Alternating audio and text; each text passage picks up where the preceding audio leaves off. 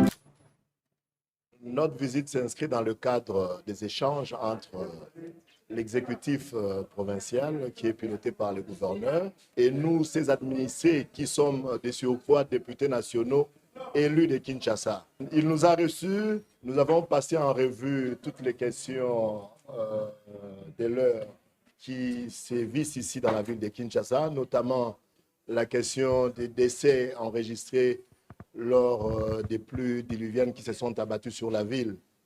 Le gouverneur a partagé avec nous la douleur que ressent la population quinoise suite à ces décès. Il nous a aussi expliqué la charge qu'incombe à la société Sopeka qui est chargée de gérer la nationale numéro 1, qui a signé un contrat avec le gouvernement central. Il nous a expliqué les dispositions qui ont été prises pour l'enterrement des victimes.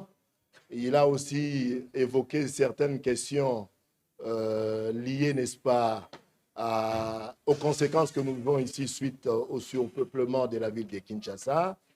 Il a aussi évoqué, il nous a aussi communiqué les zones sur lesquelles la population quinoise a bâti, n'est-ce pas, ces maisons, qui sont des zones qui ne pouvaient pas recevoir de construction.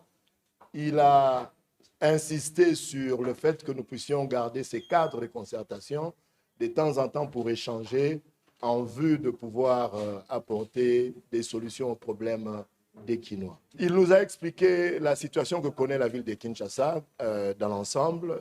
Comme nous serons reçus demain par le Premier ministre, nous ferons ces plaidoyers pour demander au gouvernement central de pouvoir respecter ses engagements vis-à-vis de la ville.